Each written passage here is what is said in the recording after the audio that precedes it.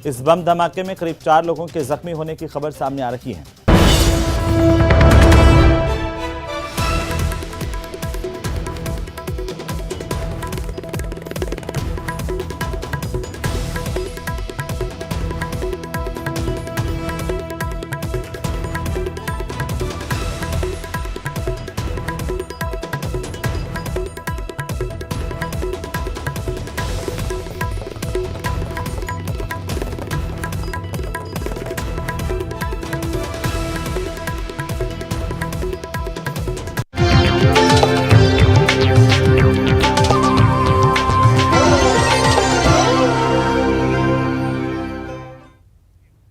Break के बाद आप सभी का स्वागत है। प्रदेश में रोडवेज की खस्ता हालत किसी से छुपी नहीं है।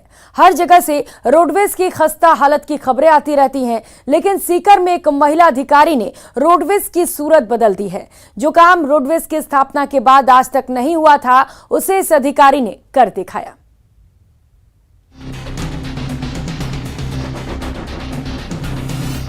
नवंबर में मैंने ज्वाइन किया था, तब ये डिपो मुझे 32वें नंबर पर मिला था। तब मैंने डिपो ज्वाइन करते ही ये सोचा था कि मुझे चाहे कितनी भी कोशिश करनी पड़े, कितनी भी मेहनत करनी पड़े, डिपो 1 नंबर पर मैं लेकर आऊंगी।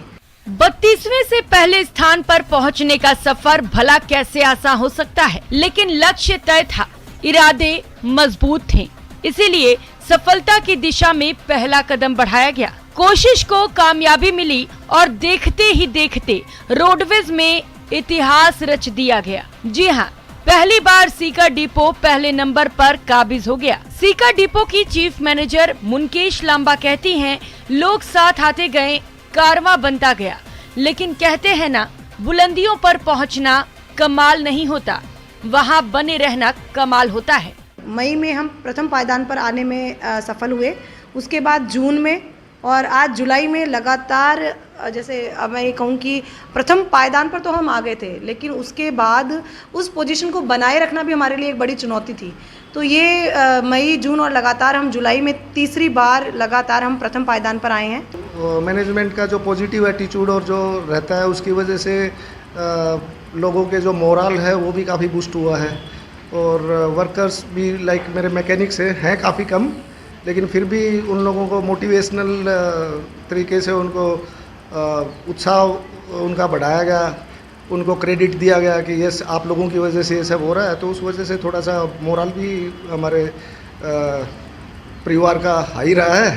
सीकर डिपो की रोडवेज वर्कशॉप की जेईएन उर्मिला चौधरी का कहना है कि जहां किसी बस में कोई खराबी आती तो उसे तुरंत दुरुस्त कराकर वापस रूट पर रवाना किया जाता है। वर्कशॉप के स्टाफ ने छुट्टी के दिन भी काम किया।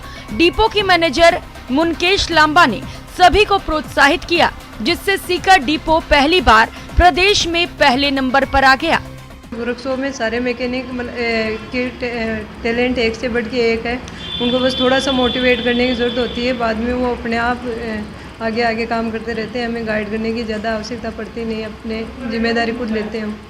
ऐसे वक्त में जब रोडवेज में बढ़ते घाटे की वजह से सरकार दूसरे विकल्प पर गंभीरता से विचार कर रही हो, तब सीकर डिपो से आई खबर नए विश्वास का संचार करती है। सचमुच घाटे से जूझते रोडवेज को किसी और विकल्प की नहीं, बल्कि मुनकेश लांबा जैसी इच्छा शक्ति वाले अधिकारियों की जरूरत है। ऐसे अधिकारी ही चमत्कारी परिणाम दिला सकते हैं, वैसे परिणाम जिसकी उम्मीद दम तोड़ रही है। न्यूज़ 18 राजस्थान के लिए सीकर से संदीप हुड्डा की रिपोर्ट।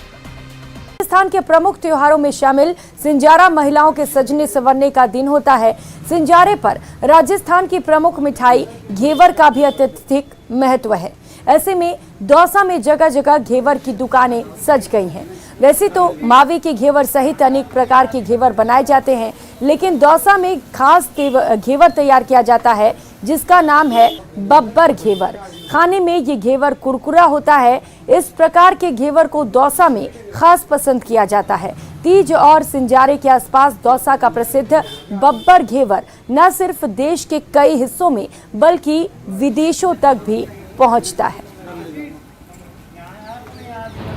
आज सिंजारा है और जैसे ही सिंजारा आता है तो त्यौहार शुरू हो जाते हैं और राजस्थान में तीज सिंजारे का काफ़ी महत्व है और इस त्यौहार पर सबसे ज़्यादा महत्वपूर्ण मानी जाती है घेवर की मिठाई।